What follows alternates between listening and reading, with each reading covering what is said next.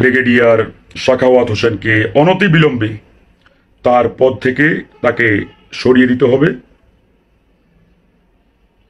গতকাল বাংলাদেশের প্রধান উপদেষ্টা, সরকার প্রধান ডক্টর মোহাম্মদ ইউনূস স্যারের সাথে আমাদের যে বৈঠক হয়, সেই বৈঠকে আমরা এটি পরিষ্কারভাবে ওনাকে জানিয়ে দিই যে স্বরাষ্ট্র উপদেষ্টা ব্রিগেডিয়ার সাখাওয়াত সাহেব যে বক্তব্য দিয়েছেন, এই বক্তব্য ইতিমধ্যে বাংলাদেশের ছাত্র জনতা এবং আপামর জনগণ তারা প্রত্যাখ্যান করেছে, এটাকে মেনে নিতে পারে নাই। এবং উনার এই বক্তব্যের পরে নৈতিকভাবে তিনি এই পদে থাকার আর কোনো যোগ্যতা রাখেন না।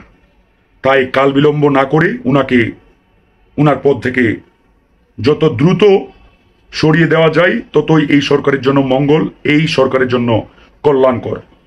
আর যদি ব্রিগেডিয়ার সাখাওয়াত সাহেবকে তার এই পদে বহাল রাখা হয়, তাহলে ছাত্র জনতা যে কোনো সময় রাজপথে দেখা যাবে যে কোনো সিদ্ধান্ত তারা নিয়ে ফেলতে কাল বিলম্ব করবে না। এজন্য আমরা ইউনূস স্যারকে স্পষ্ট এটি গতকালকে জানিয়ে দিয়েছি। আপনারা জানেন যে বাংলাদেশের সরকার প্রধান ডক্টর মোহাম্মদ ইউনূস, তার সাথে রাজনৈতিক দলগুলোর আমাদের বৈঠক ছিল গতকাল রাষ্ট্রীয় অতিথি ভবন, অর্থাৎ উনার যে সরকারি বাসভবন যমুনাতে। সেখানে আমাদের দুটো বিষয়ে অগ্রাধিকারের ভিত্তিতে আলোচনা হয়েছে। তার মধ্যে আগামী 15ই আগস্ট, এই 15ই আগস্টে যে শোক দিবস আওয়ামী লীগ পালন করে আসছে দীর্ঘদিন ধরে, এই শোক দিবসটি থাকবে কি থাকবে না আমরা স্পষ্ট জানিয়ে দিয়েছি। এই শোক দিবস রাখার ন্যূনতম কোনো যৌক্তিকতা, প্রাসঙ্গিকতা কোনোটাই নেই। কেন?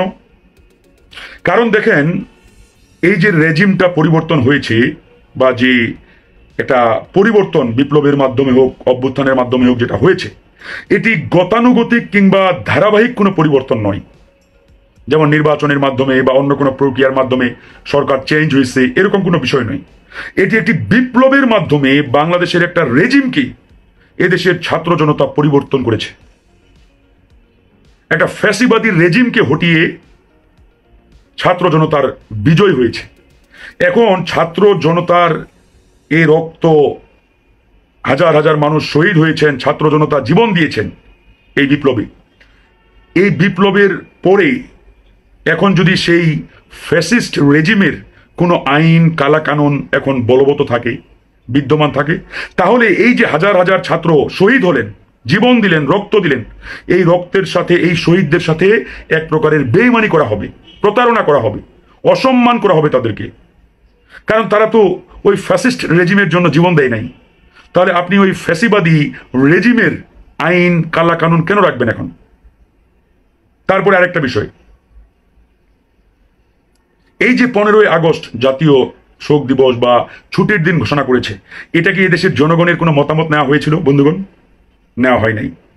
তাহলে যেখানে জনগণের কোনো মতামত নেই, জনগণের কাছে কোনো মতামত চাওয়া হয় নাই, আওয়ামী লীগ ক্ষমতায় আসছে, তারা তাদের মতো করে যা ইচ্ছা তাই করছে, তাহলে এরকম একটা রেজিমকে এদেশের জনগণ বা তাদের কালাকানুনকে কেন এখন স্বীকৃতি দেবে, মেনে নেবে? এজন্য আমরা রাজনৈতিক দলগুলো বলেছি 15ই আগস্ট শোক দিবস রাখার কোনো যৌক্তিকতা নেই, প্রাসঙ্গিকতা নেই, এটা এদেশের জনগণ মেনে নেবে না। আরেকটি অন্যতম অগ্রাধিকারের বিষয় ছিল বর্তমান যে স্বরাষ্ট্র উপদেষ্টা ব্রিগেডিয়ার সাখাওয়াত সাহেব, এই প্রশ্নটি আমরা পরিষ্কারভাবে ওনাকে জানিয়ে দিয়েছি যে সাখাওয়াত সাহেবকে আর ওনার পদে রাখার ন্যূনতম কোনো যৌক্তিকতা নেই। আর উনার ওই পদে থাকার নৈতিক ভিত্তিও আর নেই, তিনি হারিয়ে ফেলেছেন। ভুলে যাবেন না, এটি গতানুগতিক কোনো কেয়ারটেকার সরকার নয়, এটা একটা বিপ্লবী অন্তর্বর্তীকালীন সরকার, একটা বিপ্লবের মাধ্যমে এই সরকার প্রতিষ্ঠা হয়েছে। সুতরাং এই বিপ্লবী ছাত্র জনতার যে ডিমান্ড, যে চাহিদা, তার আলোকে আপনাদের কথা বলতে হবে, সিদ্ধান্ত নিতে হবে। আপনি ওই স্বরাষ্ট্রমন্ত্রীর চেয়ারে বসে উদ্ভট বক্তব্য দিবেন, যা ইচ্ছা তাই করবেন, আর এদেশের ছাত্র জনতা মেনে নেবে, এটা ভাববার কোনো সুযোগ নেই। যারা লাইভটি দেখছেন, আমার এই বক্তব্যগুলো ছড়িয়ে দেবেন, প্রত্যেকটা গ্রুপে, প্রত্যেকটা জায়গায় শেয়ার করে ছড়িয়ে দেন। মানুষকে জানাতে হবে, জাগিয়ে তুলতে হবে বন্ধুগণ। আমরা বলেছি স্বরাষ্ট্র উপদেষ্টা ব্রিগেডিয়ার সাখাওয়াত সাহেব কিভাবে, কোন সাহসে বলে তিনি আওয়ামী লীগকে পুনঃ প্রতিষ্ঠা করতে চান। শেখ হাসিনাকে দেশে এসে দল গঠন করতে বলেন? তার এত বড় সাহস কিভাবে হয়? তাকে এই চেয়ারে ছাত্র জনতা বসিয়েছে। ছাত্র জনতা চাইলে 1 সেকেন্ডের মধ্যে ঘাড় ধাক্কা দিয়ে বের করতে সময় নেবে না। এটা ভুলে যাবেন না ব্রিগেডিয়ার সাখাওয়াত সাহেব। আপনি ভুলে যাবেন না যে ছাত্ররাই আপনাকে এই চেয়ারে বসিয়েছে, আর আপনাকে এই চেয়ার থেকে নামাতে ছাত্রদের 1 সেকেন্ডও সময় লাগবে না। আপনি যদি মনে করে থাকেন যে আমার যা ইচ্ছা এখন তাই করব, আমি স্বরাষ্ট্রমন্ত্রী হয়ে গেছি ইত্যাদি ইত্যাদি, তাহলে আপনি এখনো ঘুমের ঘরে রয়েছেন। ছাত্ররা আপনাকে বসিয়েছে ছাত্রদের জনতার অধিকার বাস্তবায়নের জন্য, তাদের ডিমান্ড ফুলফিল করার জন্য। আর আপনি ক্ষমতার চেয়ারে বসে আওয়ামী লীগকে পুনঃপ্রতিষ্ঠা করতে চান, তাদেরকে রাজনৈতিক সুযোগ দিতে চান। এটা এই দেশের জনগণ কখনোই হতে দেবে না, কখনোই মেনে নেবে না। কারণ আপনারা জানেন, যখন কোনো বিপ্লব হয়, গণঅভ্যুত্থান হয়, এই গণঅভ্যুত্থানের পরে কোনো ফ্যাসিস্ট রেজিমকে যদি আপনি সুযোগ দেন, তাহলে ওই বিপ্লব, ওই অভ্যুত্থানকে অসম্মান করা হয়, অস্বীকার করা হয়, তাদের সাথে বেইমানি করা হয়, প্রতারণা করা হয়। এবং এই ভুলের খেসারত দেশের জনগণকে বারবার দিতে হবে।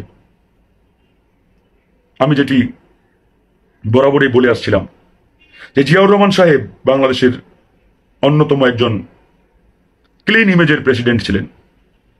তার জীবনে যদি একটা ভুল আমি বলি, যেটা রাজনৈতিক ভুল, সেটা হচ্ছে শেখ হাসিনাকে বাংলাদেশে এনে রাজনীতি করার সুযোগ করে দেওয়া।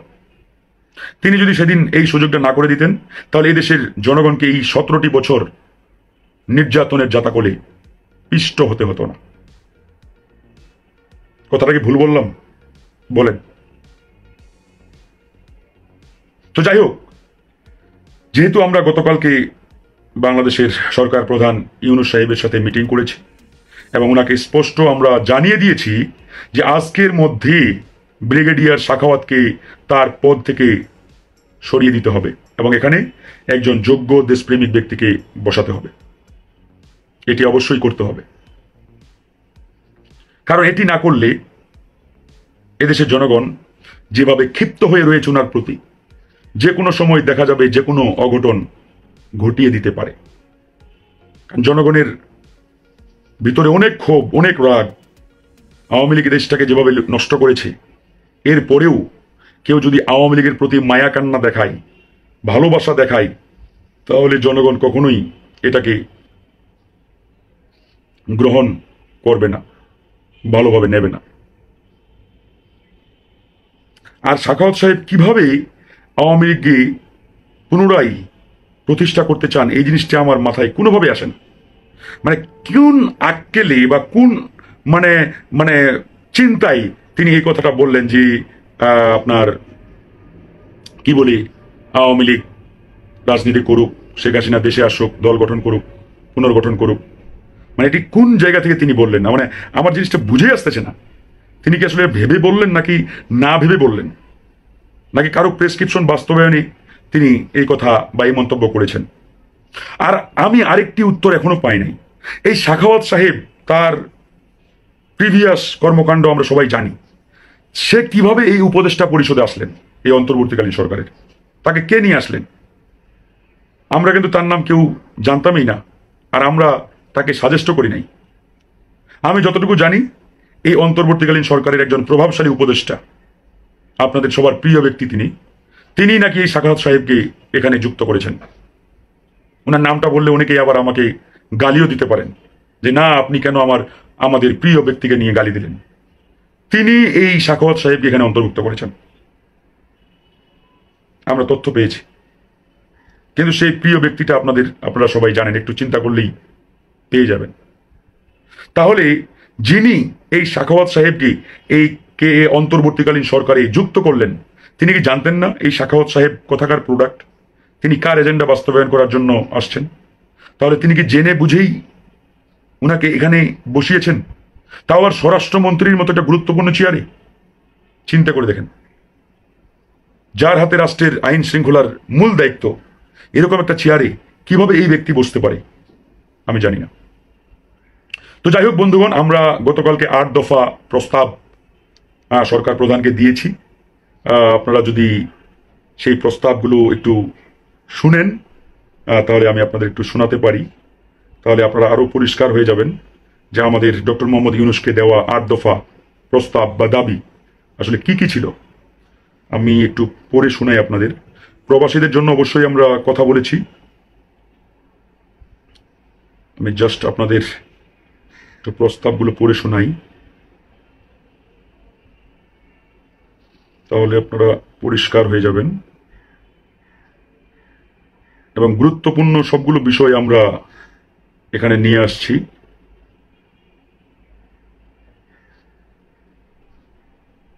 এই যে এটা আমরা দিয়েছি ৮ দফা। ৮ দফার অন্যতম যেটা প্রধান সেটা আমি বলেছি যে ব্রিগেডিয়ার সাখাওয়াত সাহেবকে কাল বিলম্ব না করে তার পদ থেকে সরিয়ে দিতে হবে এবং এখানে একজন যোগ্য দেশপ্রেমিক ব্যক্তিকে পদায়ন করতে হবে। আরেকটা বিষয় আমরা বলেছি, পিলখানা হত্যাকাণ্ড, শাপলা চত্বরের হত্যাকাণ্ড, হেফাজত ইসলামের উপর, আলেম ওলামাদের উপর যে হত্যাকাণ্ড চালানো হয়েছিল আওয়ামী লীগের আমলে, এবং ছাত্র জনতার উপরে যে গণহত্যা চালানো হয়েছে, এগুলো বিচার বিভাগীয় কমিশন করে প্রকৃত অপরাধীদের বিচারের আওতায় নিয়ে আসতে হবে, স্বচ্ছ বিচারের মাধ্যমে। তারপরের পয়েন্ট হচ্ছে ঋণ খেলাপিদের তালিকা প্রকাশ করতে হবে।